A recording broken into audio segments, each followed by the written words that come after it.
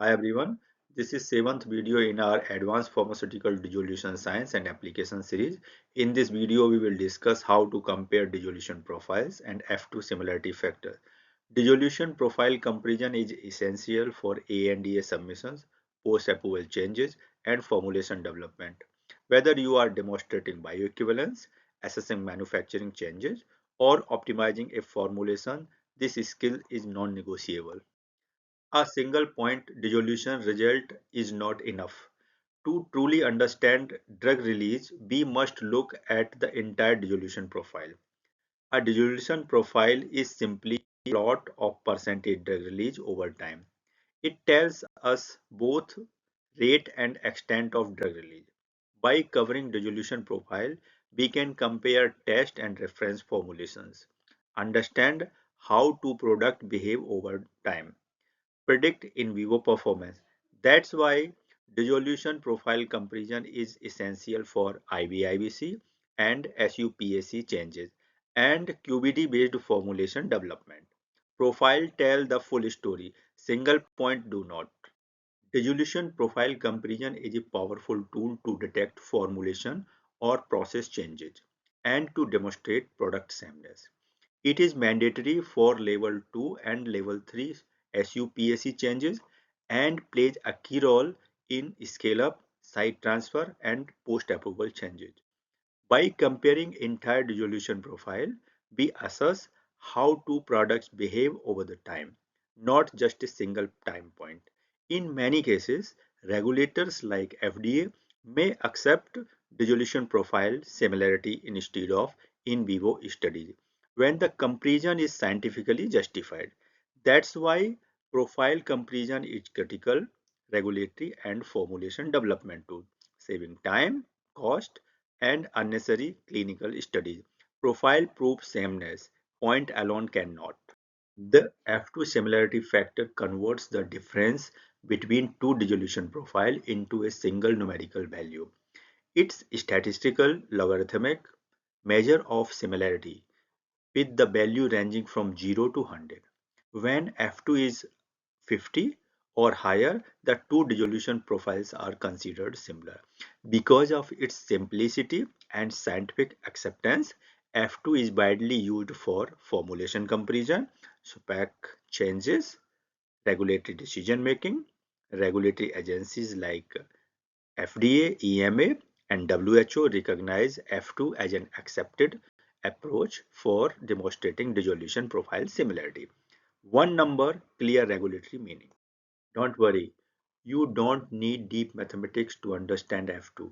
F2 calculation simply compares the square difference at each time point between the test and reference profiles and condenses them into the one similarity score.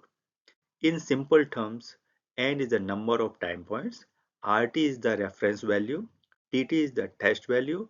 The formula uses square differences to capture how far the profiles are apart. What matters most is how you interpret the F2 results, not memorizing the equation. Focus on meaning. F2 tells you whether two profiles behave similarly over time. The F2 similarity test only works when variability is well controlled. If variability is too high, the F2 results become unreliable and invalid.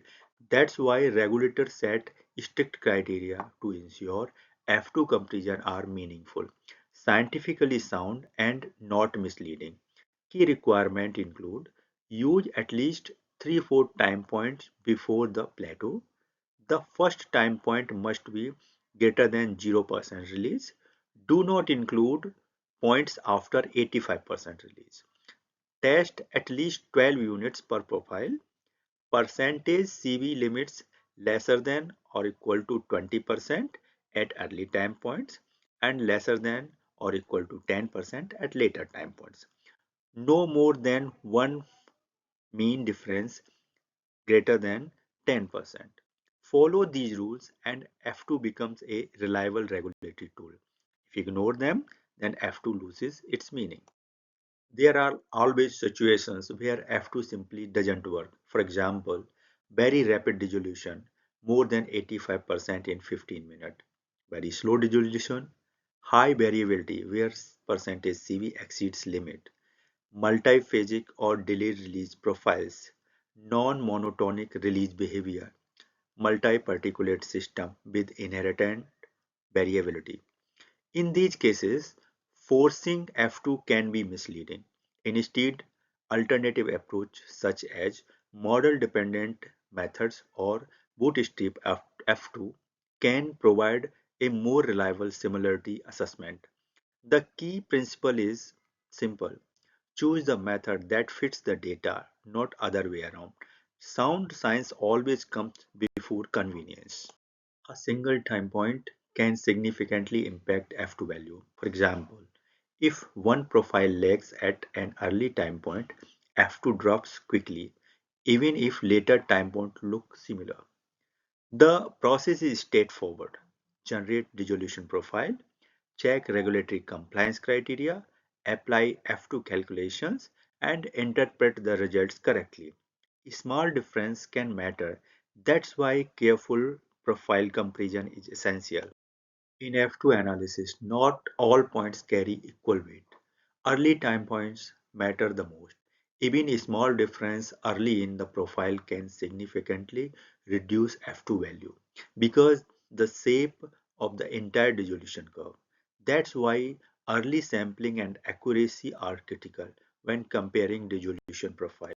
When the test and reference profile match closely, squared difference at each time points remain small.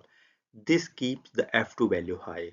In this example, the profile align well, giving an F2 value around 65, which is well above the regulatory acceptance limit.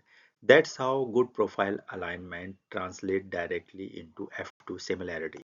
When variability is high, the classical F2 approach may not be appropriate. In such cases, bootstrap F2 is often recommended to provide a more reliable similarity assessment. If standard F2 cannot be applied, regulator accept alternative scientifically justified approaches. The key is choosing the method that best fits the data. In summary, F2 helps you scientifically judge profile similarity and supports regulatory filings with confidence. Thank you for watching. If you found this explanation helpful, please like, share and subscribe and stay tuned because in this around 62 video series, we will dive into dissolution method development, validation, troubleshooting, advanced approaches and real industry case studies.